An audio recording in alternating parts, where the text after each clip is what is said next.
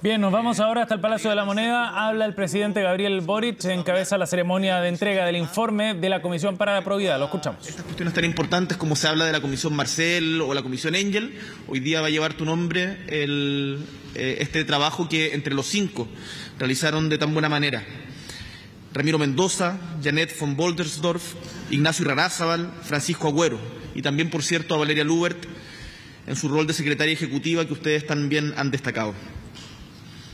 La manera profesional con que se ha realizado el cometido de esta comisión habla muy bien no solamente de su propio compromiso y vocación de servicio público, sino creo que también de algo muy valioso de la sociedad chilena, que logramos en momentos de crisis convocar a personalidades que son transversales, que generan confianza en los diferentes sectores de la sociedad, que a su vez no se agotan en sí mismos, sino que, como usted misma contaba, se reunieron con más de 42 personas o instituciones y generan un informe que nos permite reaccionar de manera firme ante la gravedad de los casos que hemos visto. El fundamento de esta comisión, lo que está detrás de la preocupación de nuestro gobierno, es combatir la corrupción, pero por sobre todo cuidar la democracia y sus instituciones. Porque cuando prevalecen los intereses privados allá donde debiera primar el interés común de nuestra patria, se desvirtúa la función pública, se erosiona la confianza en las instituciones y finalmente la política, que es ese oficio de ponernos de acuerdo entre quienes pensamos distinto, pensando y trabajando por un futuro mejor, se ve profundamente debilitada. Si las personas desconfían de las instituciones con motivos fundados, se dañan no solamente esas instituciones, sino la convivencia y la cohesión social. Y cada peso que se desvía a otros intereses significa además reducir la capacidad del Estado para responder a las necesidades de la ciudadanía. Por eso, el fomentar, alimentar una cultura de probidad en el Estado debe ser un trabajo permanente y constante. Y como hemos advertido también, por ejemplo, a propósito del caso de las emergencias por las lluvias en el sector centro-sur de nuestro país, tenemos varios desafíos que equilibrar. Cómo elevamos los estándares, mejoramos la transparencia y a la vez mejoramos también la eficiencia en el accionar del Estado. Y no generamos normas en las cuales vayamos, por un lado, generando mayores exigencias, pero que a la vez limiten o tranquen la efectividad de la acción del Estado. Ese es un desafío que es bien complejo, pero que tenemos que ser capaces de abordar también. Ahora, las acciones que dieron paso o que generaron esta preocupación está siendo investigada y no me cabe ninguna duda que con el buen funcionamiento de las instituciones se va a llegar al fondo y se debe sancionar con rigurosidad a quienes han sido responsables de ellas, sean del color político que sean del gobierno central o de gobiernos regionales, sean de este gobierno o de gobiernos anteriores. Actos impropios o derechamente corruptos no siempre pueden evitarse, pero la forma en cómo reaccionamos sí puede hacer la diferencia. Y como gobierno creo que hemos actuado de manera enérgica para enfrentar estas situaciones. Lo mencionaba, de hecho, la presidenta de la Comisión cuando hacía referencia a 3 leyes que hemos promulgado en conjunto con el Parlamento, en nuestro rol de colegislador en los últimos meses. Ley de beneficiarios finales, la Ley de protección al denunciante y la Ley de delitos económicos que nace de iniciativa parlamentaria hace cerca de 4 años. Además, hemos iniciado sumarios, hemos hecho valer responsabilidades políticas como corresponde y dispuesto siempre la información requerida por las instituciones investigadoras. Además, enviamos a través del Ministerio de Hacienda un instructivo para asegurar que no haya espacio para sacar provechos particulares en convenios suscritos por instituciones con los gobiernos regionales, los municipios o con cualquier otro organismo público. Entre estas se cuentan, por ejemplo, la prohibición de fraccionar un convenio para saltarse las regulaciones y la obligación de usar el sistema de rendición de cuentas de la Contraloría por parte de estas organizaciones. Reitero algo que hemos señalado desde un comienzo. Acá no corresponde poner las manos al fuego por todo el mundo, por muy de confianza que estas personas puedan ser. Pero es bueno que sepan todos que allí donde identifiquemos hechos que están reñidos con la fe pública, revistan el carácter que revistan según después la investigación de la justicia o los organismos correspondientes, estas personas van a ser identificadas y sancionadas como corresponde.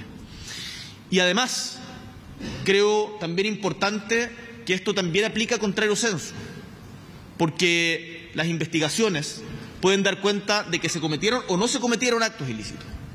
Y muchas veces se hacen acusaciones sin fundamento, incluso imputaciones de delito, que tienen que también tener la seriedad para no en estos casos meter a todos en el mismo saco.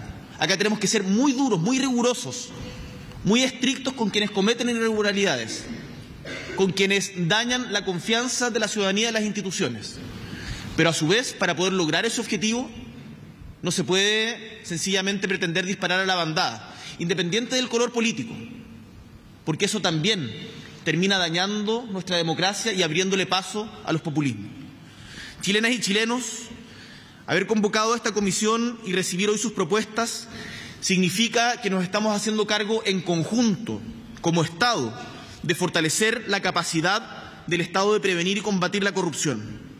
Porque por mucho tiempo se instaló una suerte de inercia que permitía o iba reproduciendo algunas malas prácticas, discrecionalidades y abusos.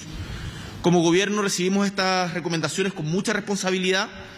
Varias de ellas, como comentaba antes, coinciden con el trabajo que ya veníamos desarrollando, como la creación del registro de beneficiarios finales. Y en el corto plazo vamos a presentar al país y al Congreso el camino para materializar estas propuestas. Y esperamos contar con apoyos transversales para profundizar la probidad y transparencia. Eso es muy importante porque el camino no termina acá. Esta comisión no fue pensada para sacarnos la foto hoy día y utilizar el buen prestigio de quienes lo componen para tratar de desviar la atención sobre el tema, sino que queremos realmente enfrentar con decisión una modernización de la relación entre el Estado y las instituciones privadas sin fines de lucro, y por lo tanto las 46 medidas que proponen, 45 más una última de seguimiento a esta, vamos a presentar su implementación. Y eso es importante que también desde la prensa, desde los diferentes sectores de la sociedad civil, se le dé seguimiento y se nos exija como Gobierno. Seguimos así el camino que ya se ha trazado en gobiernos anteriores para establecer normas, sanciones y procedimientos que robustezcan la integridad pública y la transparencia. Ahora, una reflexión final que yo diría es propia también de nuestra tradición política.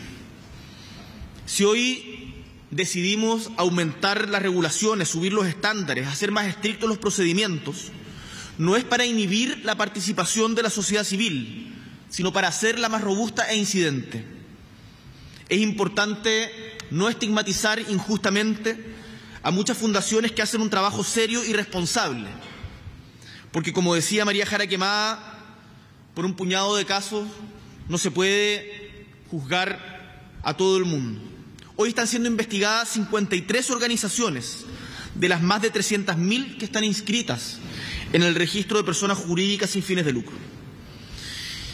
Yo soy de los que piensan, como presidente de la República, que el Estado tiene que recuperar funciones que paulatinamente ha ido perdiendo, fortalecer su musculatura.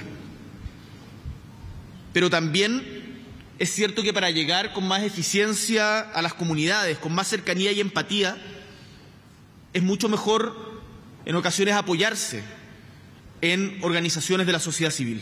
Qué importante ese dato que daba María Jara Quemada, en donde más del 40% de los chilenos y chilenas han participado en algún momento de una organización de la sociedad civil. No todo tiene que pasar por el Estado o por el mercado. Hay un amplio ámbito de problemas y soluciones que pueden lograrse mejor a través de una sociedad civil bien organizada, activa, fiscalizadora y colaboradora. Creo que esta agenda de probidad y modernización del Estado tiene que ser una política de Estado que vaya más allá de nuestro Gobierno. porque construir un Estado que sea eficiente, probo, fortalecer una alianza entre este y la sociedad civil debe ser un propósito que nos una y no un lugar de confrontación en donde se busquen sacar réditos políticos de corto plazo.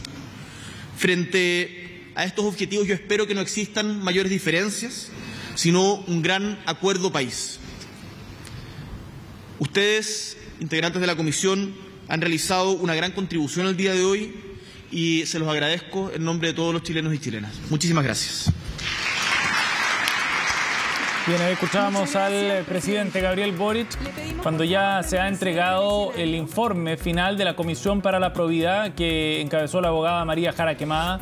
Después de 45 días de trabajo, una serie de propuestas entonces para abordar el problema en relación al traspaso de recursos desde el Estado a distintas fundaciones. Ahí estamos viendo precisamente el momento más simbólico, digamos, en que el presidente recibe de manos de la abogada María Jara Quemada el documento final con las propuestas que luego tendrán que traducirse en acciones concretas, algunas administrativas, otras legislativas, para avanzar hacia una mejor regulación de este tipo de traspasos. Con esta imagen nos vamos a hacer una pausa para volver con el último bloque de Noticias Express. Esperemos.